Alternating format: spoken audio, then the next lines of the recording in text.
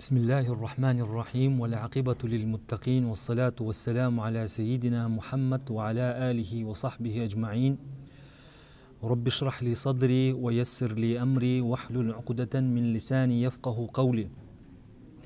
Allahumma ij'al hadha al-Qur'an al-'azim rabi'a qulubina wa nura sudurina wa jala'a ahza'ina wa humumina wa ghumumina waj'alhu hujjatan lana la 'alayna. Урматтуу жамаат, биз силер менен өткөн сабакта мусулман адамдын башка диндеги адамдар менен болгон мамилесин силер менен алганбыз. Кантип биз мамиле жасашыбыз керек? Өзгөчө бүгүнкү шартты эске алганда, анткени бүгүнкү шартта бир эле мамлекеттин ичинде көптөгөн диндер бар. Ошол диндерди карманган өкүлдөр бар. Адамдар бар. Биз ошолор менен кантип мамиле жасайбыз? Биз ошол тууралуу силер менен эмне кылганбыз? Биз ошолор тууралуу силер менен маек курганбыз. Жыйынтык биз өткөн сабактын аягында алдык. Жыйынтык биз мусулман адам башка динди тутунган адамдар менен 3 негизде жакшы мамиле жасашыбыз керек деп жыйынтыкка келдик да. Биринчи негизи Алла Тааланын назарында бүткүл жараткан нерселер, ошонун ичинен адамзаты, өзгөчө адамзаты Алла Тааланын назарында урматтуу, сыйланган улуу дегенбиз. Ошондуктан пайгамбар Мухаммед саллаллаху алейхи ва саллям башка динди тутунган адамдардын жаназасына барып эмне кылган? Жаназасына барып турган. Ошол адамдын өзүнүн жынысын, адамдын өзүн сыйлаш үчүн, анткени бул адам мусулман эмес болсо деле, бул адам Алла Тааланын назарында эмне болуп атат? Урматтуу, сыйлуу, улуу болуп атат. Ошондуктан Куранул Керимде эмне деп келип атат? Куранул Керимде лакад каррамна бани адама. Адам затты, адамдын өзүн биз улуу, урматтуу кылдык дейт. Ошон менен бирге шайтанды дагы, Иблис алейхилананы дагы кимге сажда кылган буйруган? Адамга. Эмне себептен? Чтобы адам урматтуу менин назарымда. Бул улуу менин назарымда. Андан кийин адам баласы жер жүзүндө орун басар, менин орун басарым. Алла Тааланын орун басары жер жүзүндө бул адам. Адилеттүүлүктү орнотууда, теңдикти орнотууда, жакшы нерселерди кылууга жана башка деген нерселерди да. Демек, биринчи биздин эң көрүнүктүү далилдерибиздин бири башка мусулманга мамиле кылууда бул адамдын өзү Курандын көз карашында, Алла Тааланын назарында урматталган. Ошондуктан биз башка конфессиялардын өкүлдөрүнө биз урмат сый менен эмне кылабыз? Урмат сый менен мамиле жасайбыз. Бул биринчиден. Экинчиден, эмне себептен биз башка динди карманган адамдарга жакшы мамиле жасашыбыз керек? Анткени ислам дининде мажбурлоо жок. Прозелитизм деп коет. Прозелитизм мажбурлоо. Ислам дининде мажбурлоо жок. Биз эсиңерге салсак, биринчи сабактарда биз ыйманды алганда, ыйман бул таздикун фил калби, жүрөк менен ишенүү Алла Тааланын динине, анан ооз менен айтуу дегенбиз. Ошол адам мусулман болуп эсептелинет. Эми ошол таздикун фил калби, жүрөк менен айтып, жүрөк менен тастыктап, ооз менен айткан адам бул өзүнүн ыктыяры менен, өзүнүн эрки менен болуш керек. Муну эч ким, эч кандай укугу жок ал адамды ислам динге мажбурлаганга. Демек, экинчи биздин аргументтерибиздин бири, далилдерибиздин бири башка конфессиянын өкүлдөрү менен жакшы мамиле кылуу деген бул ислам дининде прозелитизм же мажбурлоо жок.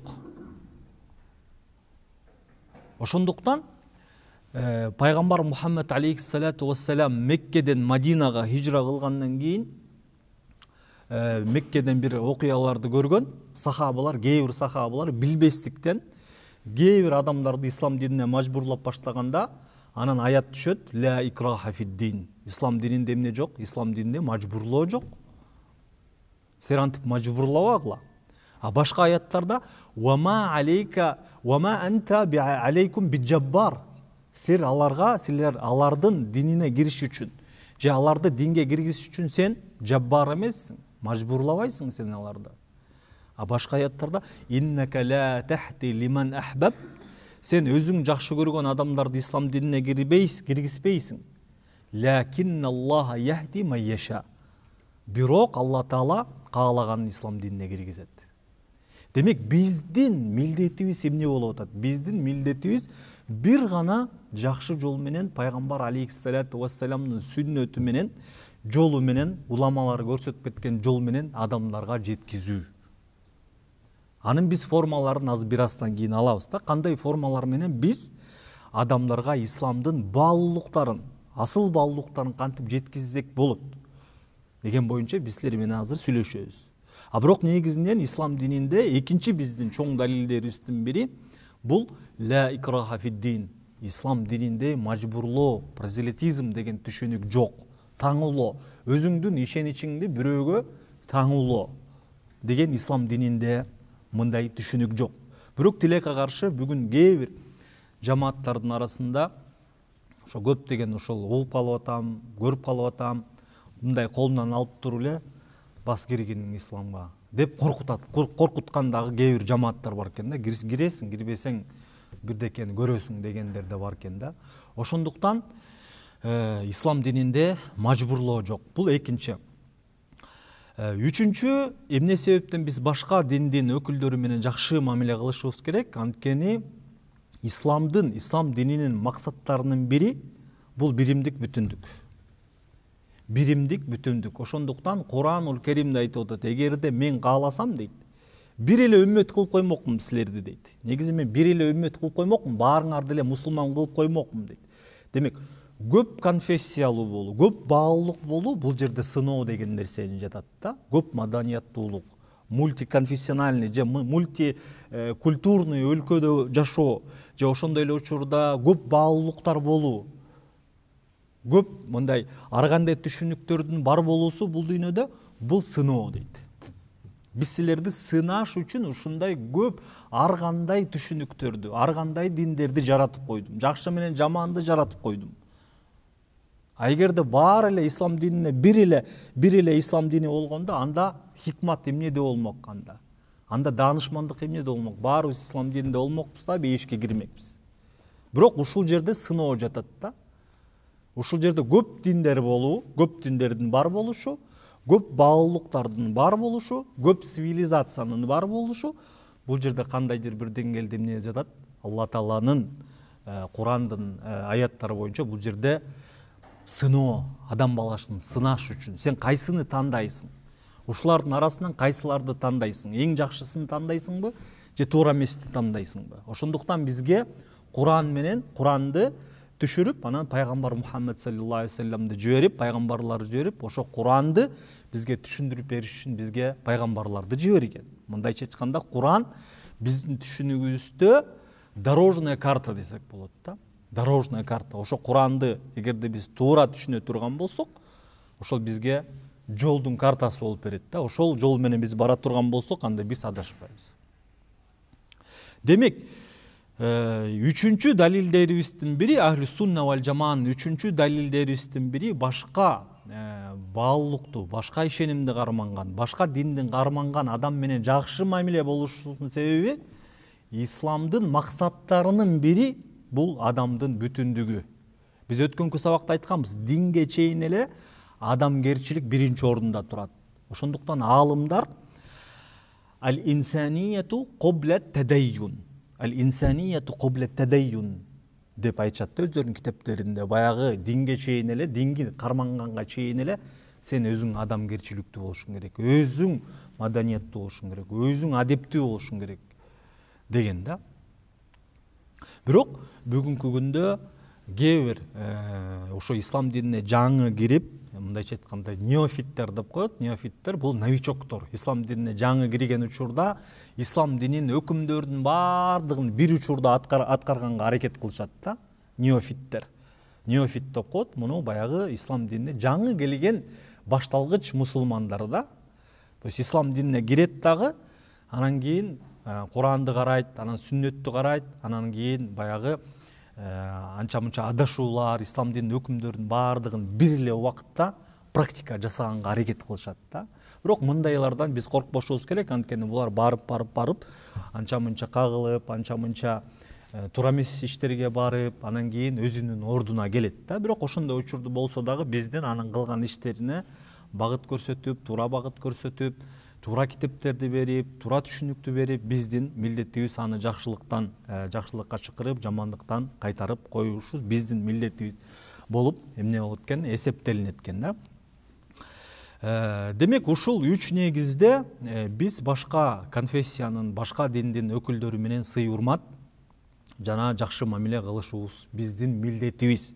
Анткени бүгүнкү күндө мусулмандар мындайча айтканда дүйнө жүзүндө, бир гана Кыргызстанда эмес, дүйнө жүзүндө мындай бир эпицентр, центр внимания, бардыгы мусулмандарды карап тура турган бир заман, бир эле туура эмес иш кыла турган болсоң, ал эмне болуп кетет? Бир мындай бум болуп кетет. Элдердин баардыгы мына мусулман, сакалчан, топучан тигиндей кылыптыр, мындай кылыптыр деген дагы сөздөр дагы мындайча айтканда эмне болуп кетет? Жайылып бизге, биздин өзүбүздүн исламдын репутациясына, мусулмандын өзүнүн статусуна жаман сокку болот да. Ошондуктан биз бүгүнкү күндө исламды практика жасаганда биз керек, биз деген ушул Пайгамбар Мухаммад саллаллаху алейхи ва салламдын үммөтүнүн бир мүчөсү катары биз өзүбүздү сезсек, анан кийин биз акырын өзүбүздүн адеп акылагыбызды, жүрүм турумубузду, анча мынча жакшы иштерди жасап да, например, эмне дегенде, эгерде бизден ката кете турган болсо, бул адам кылды дебейт. Ислам ушундай экен дейт да. Биз аркылуу адамдар исламга өкүм берет да. Мисалы үчүн биз көчөдөн 5 мал намаз окуп туруп, эшке чыгып туруп, жат көрүнүштөрдү, ыплас иштерди, жаман сөздөрдү, жаман мамилени кыла турган болсок, мына намаз окуп жүрөт, ислам ушундай экен деп калат да. Ошондуктан биз бүгүнкү күндө руханий, жан дүйнөлүк жана адеп акылактык трансформация керек болуп атат, өзгөрүү керек болуп атат бизгечи. Ал өзгөрүү именно руханий өзгөрүүдөн башталып атат да. Руханий өзгөрүү жана ошондой эле маданий өзгөрүү, интеллектуалдык өзгөрүү бизге абдан жетишпей турат да. Биз ошол ислам динине киргенде эле ошо сразу эле биринчи жеткизүү жолуна, жеткизүү методуна кирип алабыз. Бир хадисти үйрөнсөк да жеткизиш керек, бирок ага чейинки кандай негиздер бар, кандай биринчи тепкичтер бар. Биринчи илим деген тепкич, анан кийин адамгерчилик деген тепкич, анан кийин маданият деген, анан образование, анан билим, ушундай болуп кеткен бир тепкич да булчу. Бул ислам дини ушундай бир тепкич менен кетет да.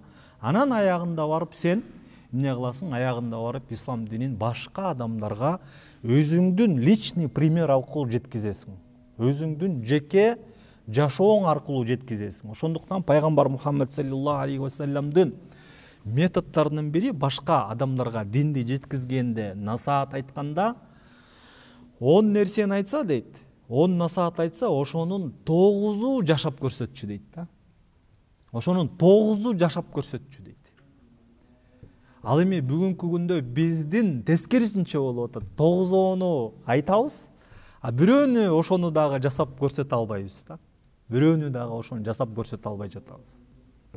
Биздин түшүнүгүбүздө ислам бул мечитке келип эле жумага барып, анан кийин 5 мал намаз окусам болду деген эле стереотип менен, ошондой туура эмес түшүнүк менен биз жашап атабыз да. Жок, ислам бул дин аль-муамала.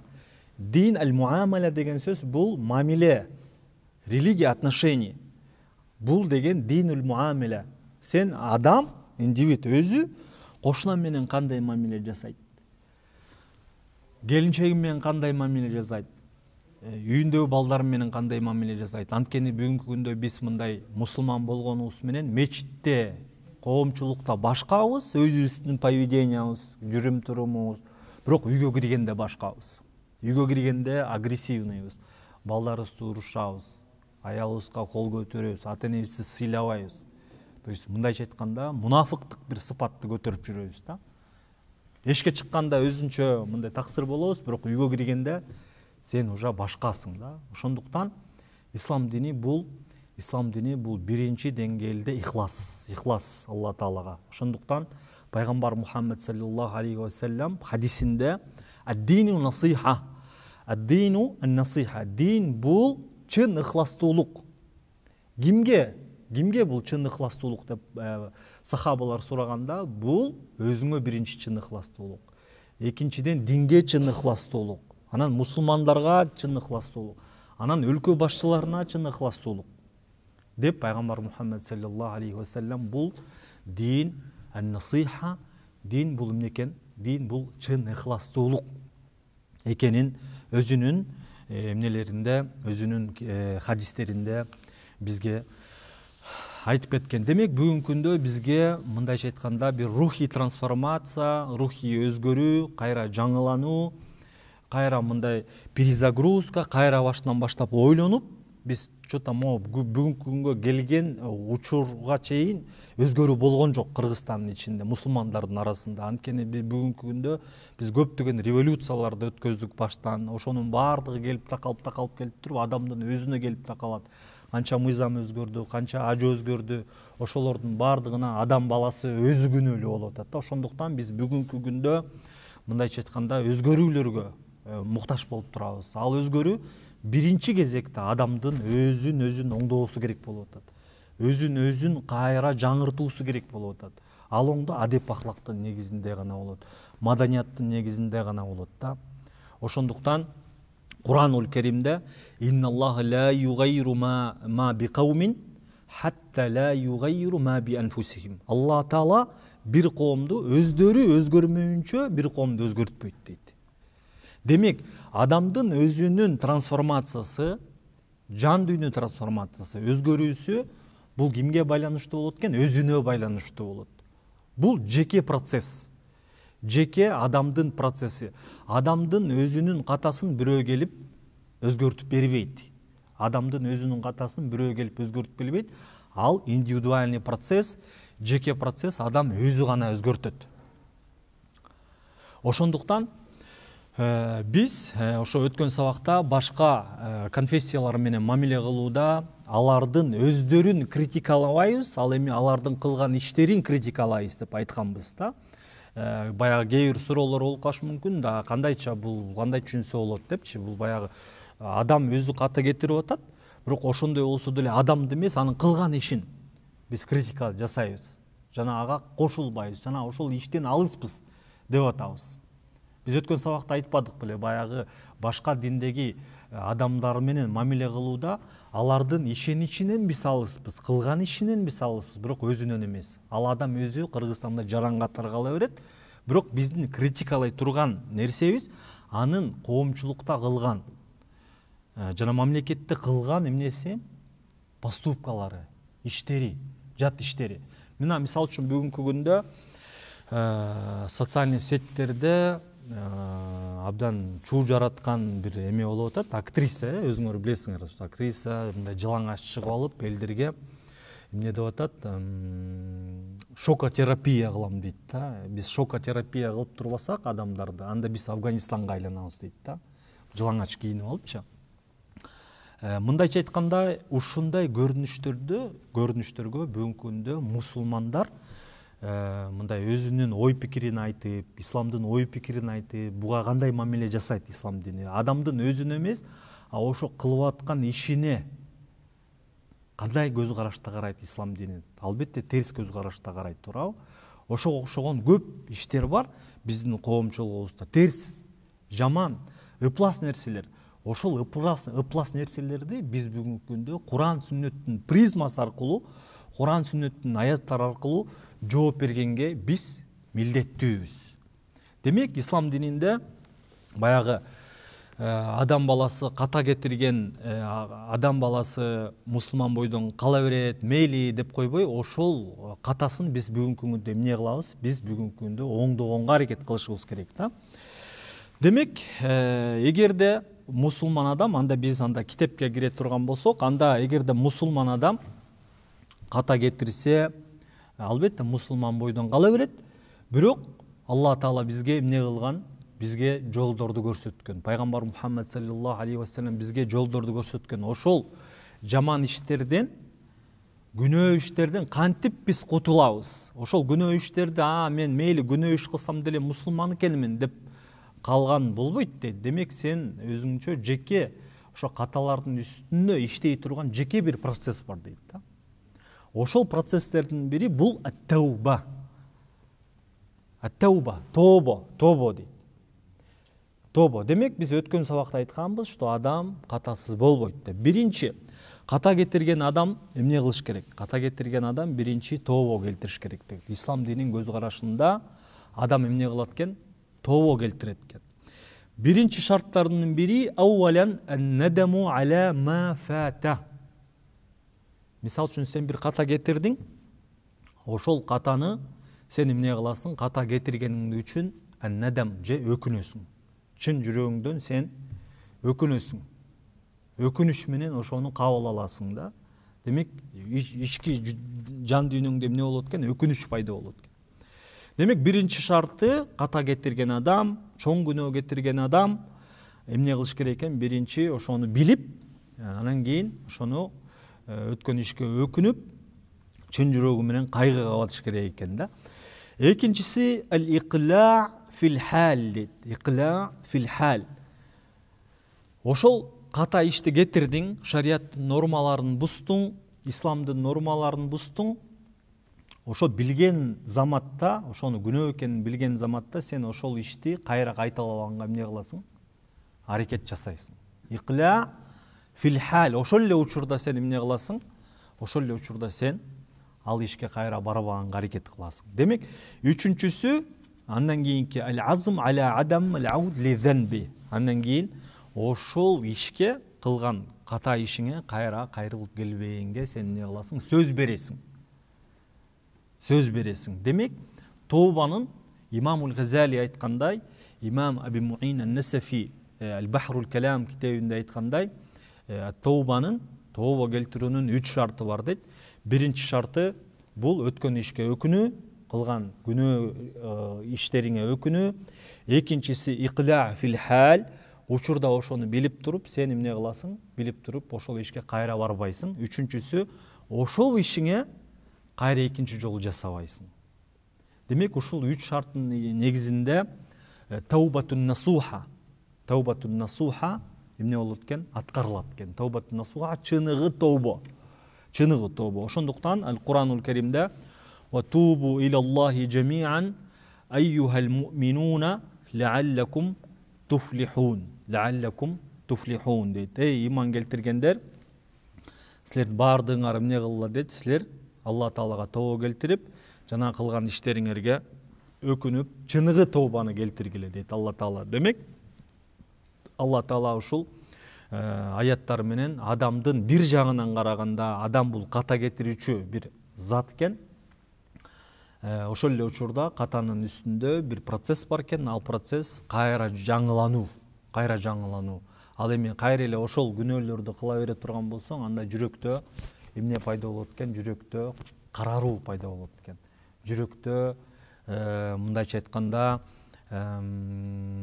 айтканда жүрөктүн бузулушу башталат экен. Ушул тобо келтирбеген себептен да. Ошондуктан биз бүгүнкү күндө ушул ката кетирген адамга ушундай бир насааттарды айтып, ушундай бир ислам дининин жолдорун айтып, кандай кылыш керек, эмне кылыш керек, ушул биздин мусулмандардын милдети болуп турат десек жаңылышпайбыз.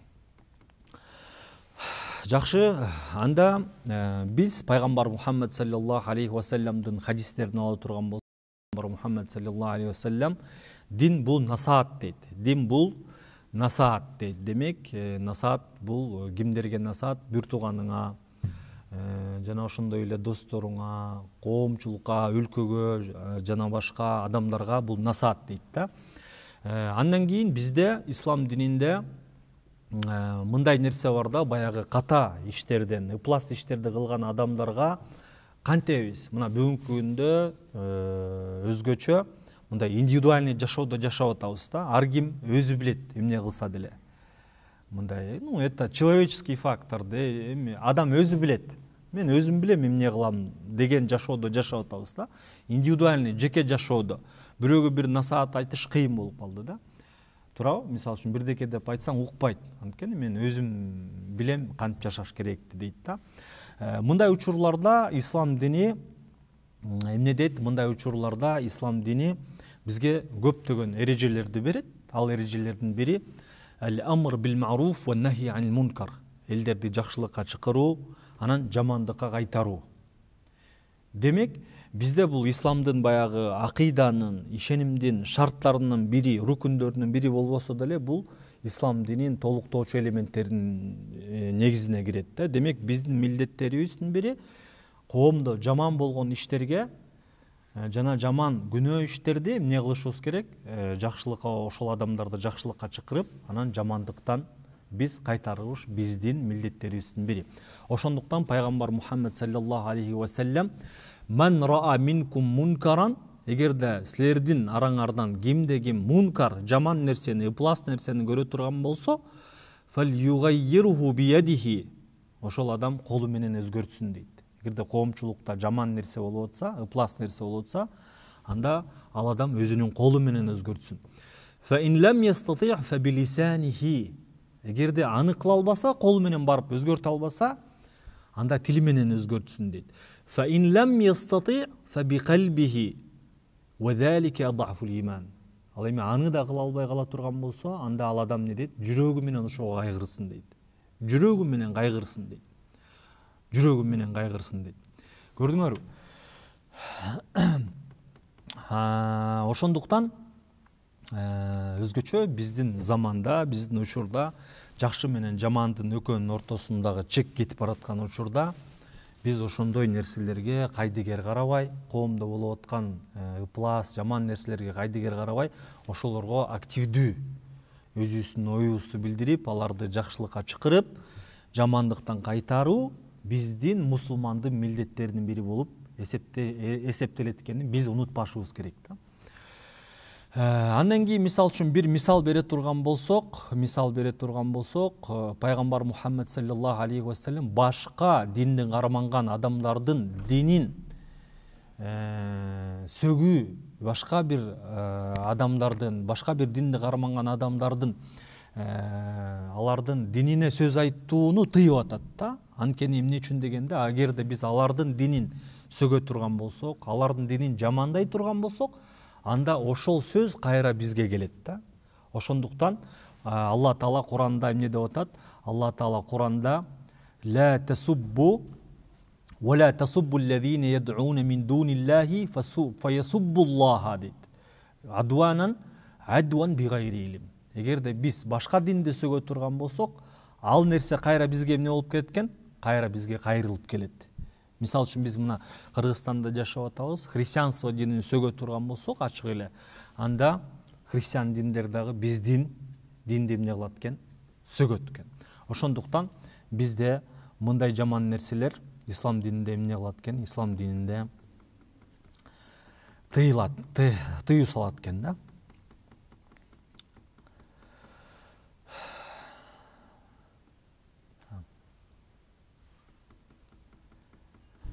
Андан кийин ушу жакшы жолдорду көрсөтүү, ислам динине чакыруунун формаларынын бири, кээ бир формаларды бул жерде жазыптыр. Биринчи форма ушу жашап көрсөтүү, личный пример аркылуу.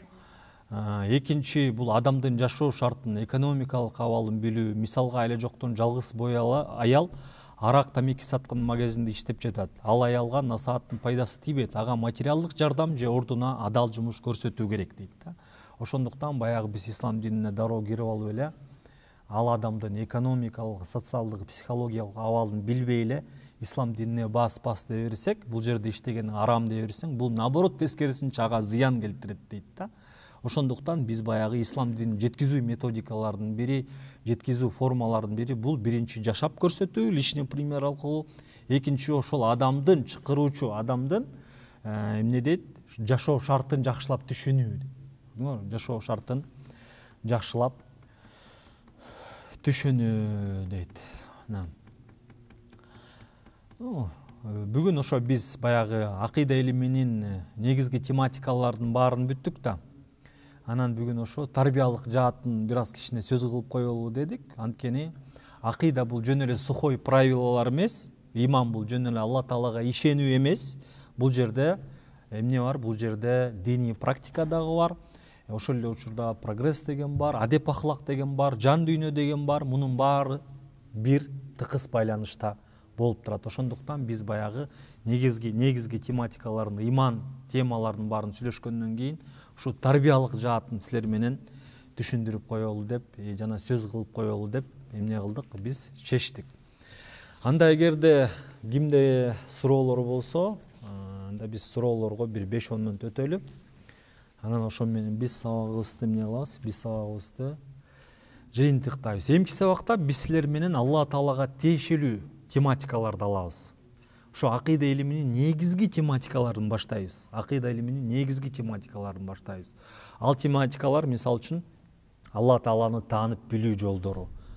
Ислам дининде Алла Тааланы жаратканды кантип таанып билебиз? Кандай жолдор менен таанып билебиз? Биз менен философтордун экөөнүн ортосундагы айырмачылык. Туурабы? Атеисттердин айырмачылыгы, алар кандай ааламды таанып билет, адамды кантип таанып билет? Андан кийин Алла Тааланын өзүнүн затына, барлык заты тууралуу сүйлөшөбүз. Алла Тааланын атрибуттарын сүйлөшөбүз. Бардык атрибуттарын өзгөчө бизде Кыргызстанда ушу мусулман үммөттөрүндө Алла Тааланын ушу сыфаттары боюнча көп бизде мындай кайчы пикирлер бар да. Мисал үчүн кээ бирлер Алла Тааланын сыпатын түзмө-түз түшүнсө, биздин ахлус сунна вал жамаа аны кыйыр түрдө түшүнгөндөрү бар да, өтмө мааниде да. Ошол эле учурда биз андан кийин бир ай примерно ошол илахият маселесинде Алла Таалага байланыштуу тематикалар тууралуу сүйлөшөбүз. Андан кийин биз экинчи бөлүгүндө, экинчи айда биз пайгамбарларга байланыштуу тематикаларды сүйлөшөбүз. Анан кийин кайып дүйнөсүнө байланыштуу тематикалардын баарын сүйлөшөбүз да. Ошондо бир где-то бир бизге дагы бир 3 ай, 4 ай керек да. Бир эле ла илаха иллаллах Мухаммаdur Расулуллах деген сөздү алыш үчүн бизге жарым жыл кетип атат да.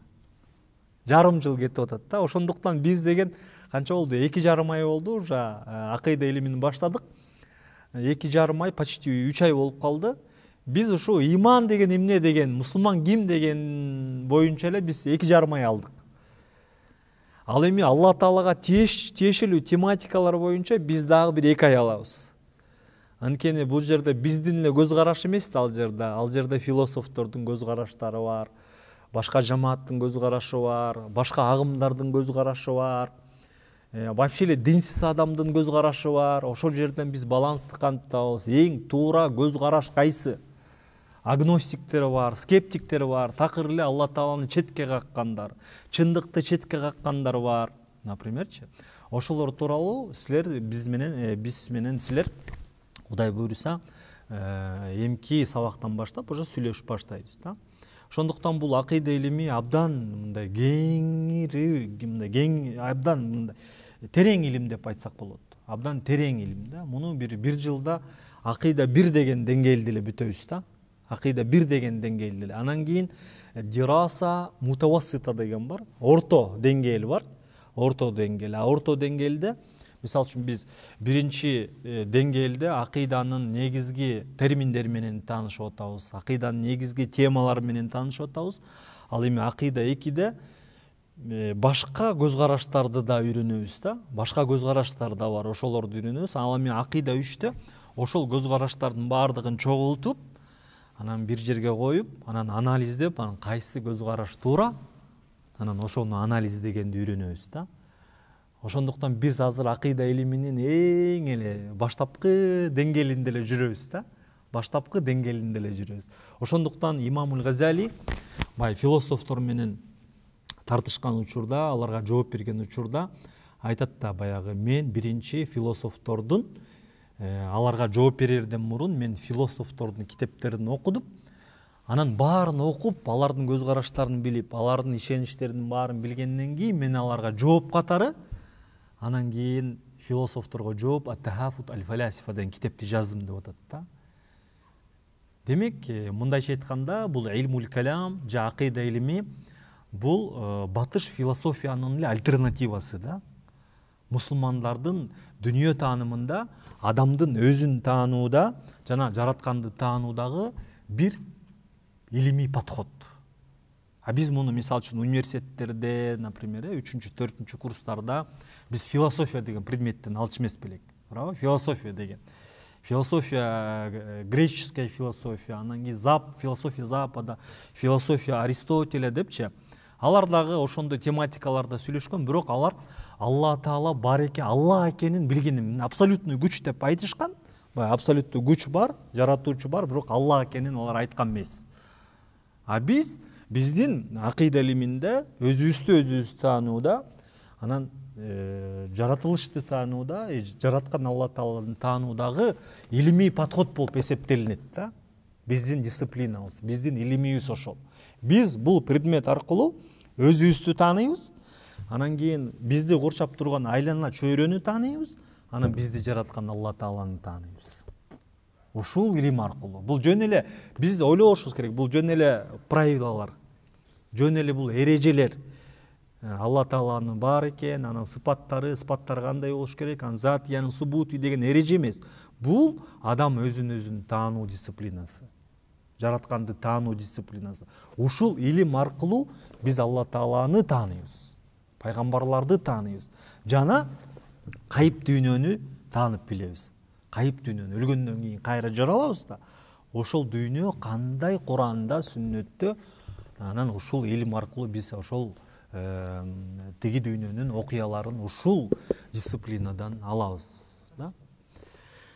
Мындайча айтканда абдан кызыктуу илим бул. Бул илим абдан кызыктуу илим. Мен деле ушул өзүмдүн мисалын ала турган болсом, бул илимге башында кызыкчу эмесмин. Мындай башымда стереотип бар болчу да, күмөн нерсе бар болчу. Эми бул илимди окусам, мен баягы жүрөгүмө шек болот, анан күмөндөнөм, анан бул эми конфликтке алып барат депчи. А бирок мындай чын-чынына келгенде бул илим аркылуу мен өзүмдү тааныдым, жана ошондой эле дүнүйө таанымым кеңири болду. Анан баягы бир нерсеге көз карашым дагы өзгөрдү. Жана мен эмне болдум? Менде мындай жоопкерчилик пайда болду да. Ошондуктан биз ошо илмул калам, акыйда илиминин жаңы эле башталышын баштап атабыз да. Кудай буйрса эмки сабактан баштап негизги тематикаларын алып баштайбыз. Эгерде кимде суроо болсо, анда биз суроого өтөлү, бир 5-10 мүнөт анан сабагыбызды бүтүрөлү эле.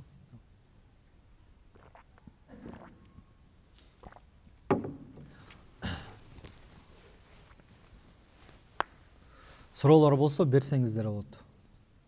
Жеке суроо бере берсеңер болот. Мисалы үчүн бул предмет боюнча суроо берсеңер болот. Бүгүнкү учурдагы диний абал боюнча суроо берсеңер болот. Любой суроону бере бергиле, динге байланыштуу.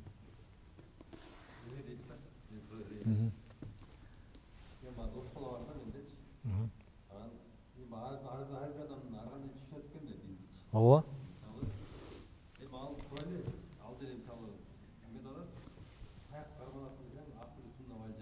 Анан мисалы бизде Кыргызстанда Орто Азияда даватка чыгып отурбайсызбы?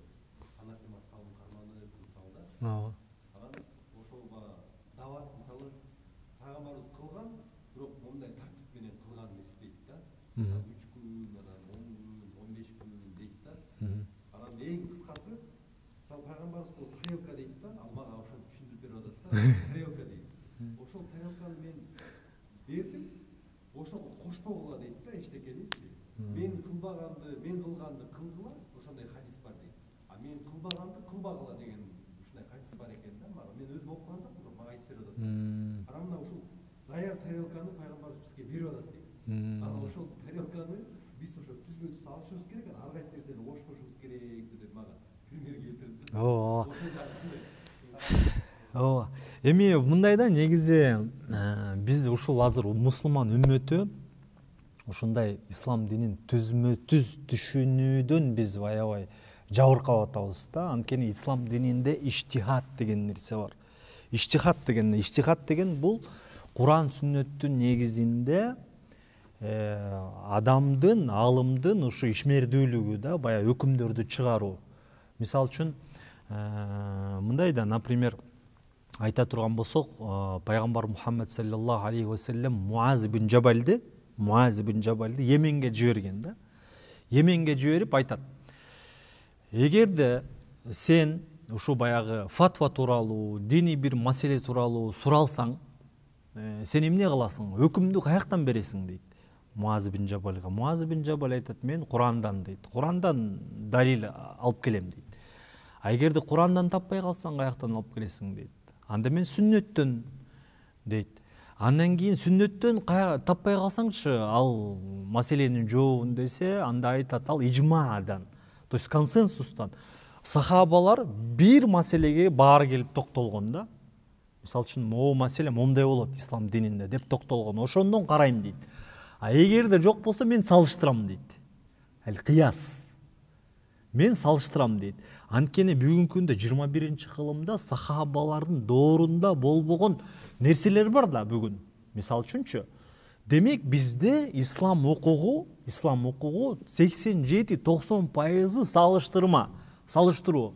Бул аналогия деп коет. Аналогия, салыштырасың сен.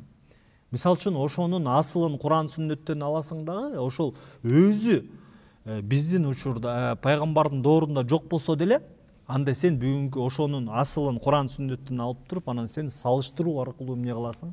Салыштыруу аркылуу сен өзүңдүн өкүмүңдү бересиң. Ошондуктан пайгамбар Мухаммад саллаллаху алейхи ва саллям айтып атат: "Ман санна суннати фалаху ажруха ва ажру ман амила биха ила яумил кыяма" дейт. Мисалы үчүн Куранды ала турган болсок, Куран мисалы үчүн харакеттер, ичиндеги харакеттер башында жок болчу, анан харакеттерди коюшту. Анан кийин бул Куран деген бир мусхафка, бир китепке чогултушту. Андан кийин мисалы үчүн айта турган болсок, азан, например, туурабы? Экинчи азан, например, башында жок эле. Экинчи азанды эмне кылды? Экинчи азанды баягы сахабалар биринчи азан жетпейт, экинчи азанды да кылалы. Анан кийин Куранды бир мусхафка толтурайлы, жазайлы. Мунун баардыгы мусулманга жеңил болуш үчүн. Бул деген бида хасана деп коет. Негизи биз өткөн сабактарда алганбыз бидааттын түрлөрүн боюнча. Биринчи бидаат бул, конечно, бида ал-ваджиба, биринчи важип. Бул мусулмандардын ислам динин түшүнүүдө жолдордун жеңилдетүү, бул наоборот тескерисинче жаңы нерсе киргизүү, бул наоборот пайда болот да. Мисалы үчүн ала турган болсок, мына Мактаба Шамиля деген бар. Мактаба Шамиля, универсальный библиотека деген бар. Универсальный библиотека бул жерде баардык китептердин баардыгы бир эле электронный вариантта киргизип койгон да. Эми ушул Мактаба Шамиля, универсальный эми пайгамбардын доорунда бар беле? Жок болчу да. Муну пайгамбар Мухаммад саллаллаху алейхи ва саллям айткан эмес да бул. Тыюу салган эмес да, туурабы?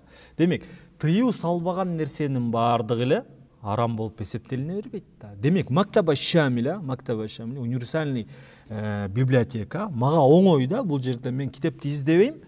Мисалы үчүн мага бир китеп керек боло турган болсо, же хадистин өкүмү керек боло турган болсо, мен бир хадистин өкүмүн алыш үчүн Арабияга барып, анан баарын издештиришим керек да. Бул хадистин өкүмү кандай? А бирок бүгүнкү күндө жеңилдик кылган, кээ бир адамдар жеңилдик кылган, аны бир китепканага баарын чогултуп койгон. Азыр любой китепти ача турган болсом, керек боло турган болсо, мен Мактаба Шамиляга кирем дагы, мисалы үчүн бир хадистин өкүмү, хадистин жарымын эле жазам, биринчи, экинчи сөзүм жазсам, мага хадистин көп варианттары чыгат. Анан кийин ал варианттардан кийин мага ал хадистин өкүмү керек. Анан мен айтам, алымдардын өкүмү, ушул хадиске берген өкүмү деп бассам, өкүмү чыгат. Ибн Хажардын өкүмү чыгат, Абдулбардын өкүмү чыгат, Абу Ханифанын өкүмү чыгат, бардык алымдардын өкүмү чыгат. Эми бул нерсе жаманбы? Бул нерсе жаман эмес, бул тескерисинче пайда болуп атпайбы? Ошондуктан пайгамбар айтып атат: мусулмандарга пайдалуу нерселерди кимде ким тирилте турган болсо, кимде ким ислам дининин түшүнүүдө кызмат кыла турган болсо мусулмандарга, анда бул адамга сооп дейт. Ошол адамды кылган адам өлүп кете турган болсо, анын аркасынан сооп кете берет дейт. Тескерисинче кете берет дейт. Көрдүңөрбү? Демек, мындай эреже алайлы. Демек, сиздердин сурооңорго, эгерде ислам динине элдерге, мамлекетке, коомчулукка пайда нерсе боло турган болсо, анда ал бид'a ваджиба. Ал анда наоборот важип. А эгерде зыян боло турган болсо, албетте анда бул жерде тыюу салынат. Ага болбойт. Ошондуктан бизде мындай эреже болсун, мусулмандарга ислам динин түшүнүүдө мамлекетке, коомго, элдерге пайдасы тие турган болсо, эч кандай проблема жок. Эч кандай. Мына бүгүнкү күндө даже айтып атат да, страхование деп атат да. Мисал үчүн кээ бир адамдар, мисал үчүн страховая компаниялар бар да. Ошол тууралуу кээ бирлер сурашат да. Мисал үчүн адамдын өзүнүн коопсуздугу, ден соолугу, например, имуществосы, бул кандай бул өкүмдө да.